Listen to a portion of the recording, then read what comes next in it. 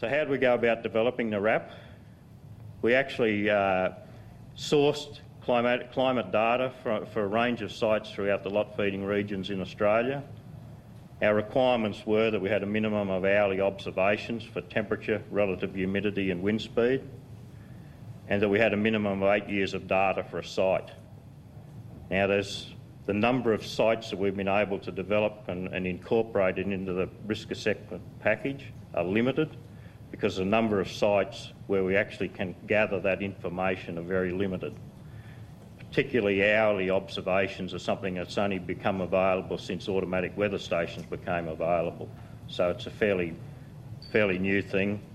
A lot of our sites that we have incorporated only have between 8 until a maximum of about 13 or 14 years of data. But it's very relevant data because it's recent data.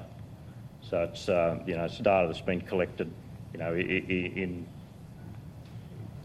the last 10 to 15 years. For all of those sites, we've actually calculated the HLI and accumulated heat load and plotted them for each of the threshold levels. And we've predicted black globe temperature. It's been predicted from ambient temperature and solar radiation, because it's actually not a measure that is incorporated into most weather stations.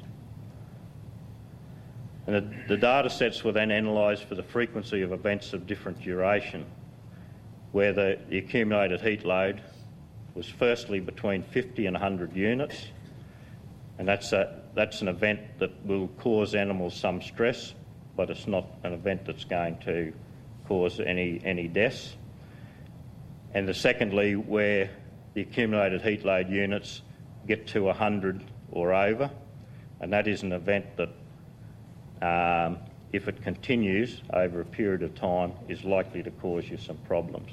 So they were the data sets were analysed on that basis. And this is just an example. So we've plotted HLI on a daily basis across here, and we've plotted accumulated heat load units.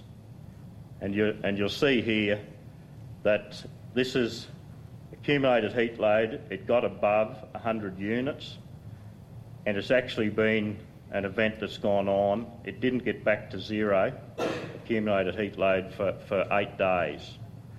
Now, in that event, that's actual data from an actual event where cattle were lost and cattle deaths occurred in this area here. But it's really here for purposes of the illustrating the data that's gone into the risk assessment package.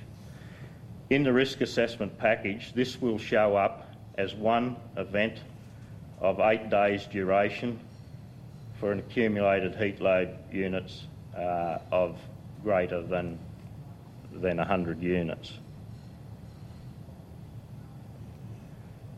Now this will be very difficult to see, but basically this is the package, the software package that you can use to assess your level of risk.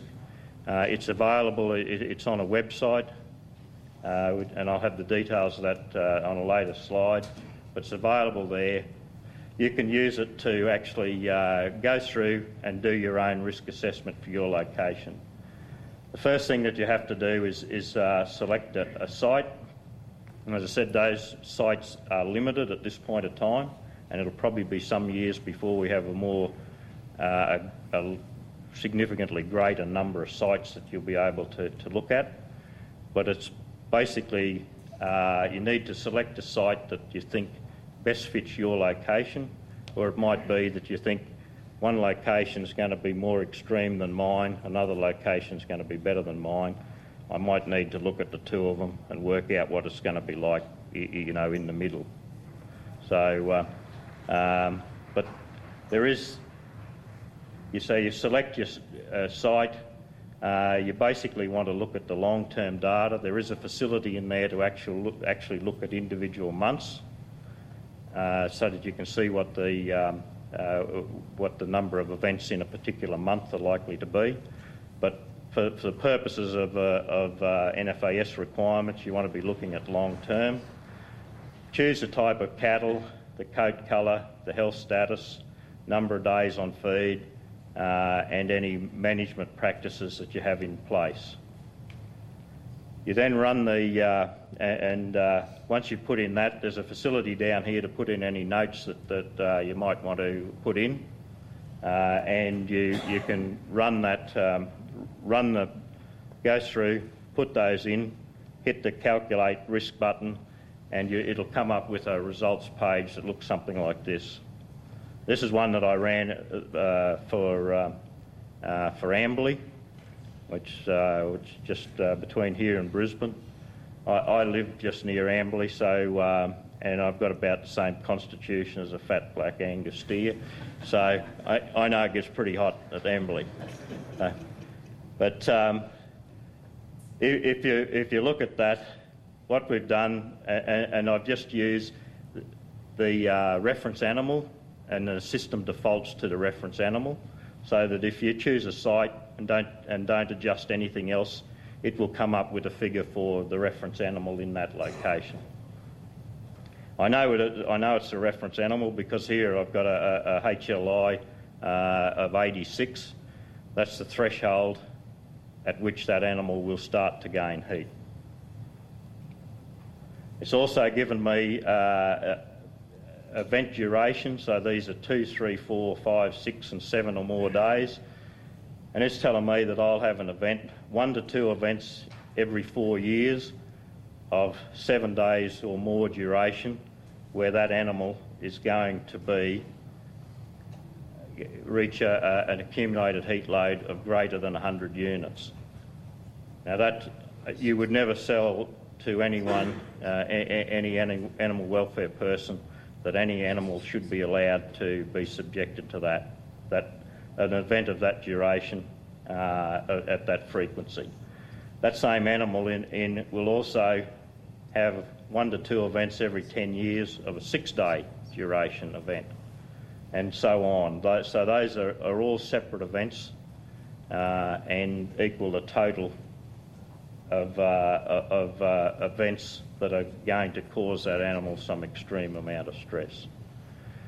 What we're basically saying is that once you've done this, you can then go back to the model and incorporate some of the mitigation strategies, and you might need to look at your management practices, manure management, shade, but you can actually select out some strategies that you can use, and you can rerun the model until you get down to basically where you have less than 1 event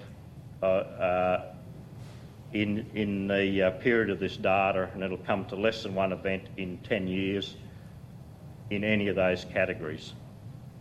So basically we're saying that you should be targeting a situation where the animals in your care are not exposed to any extreme events. So they're not exposed to an accumulated heat load at any time greater than 100 units.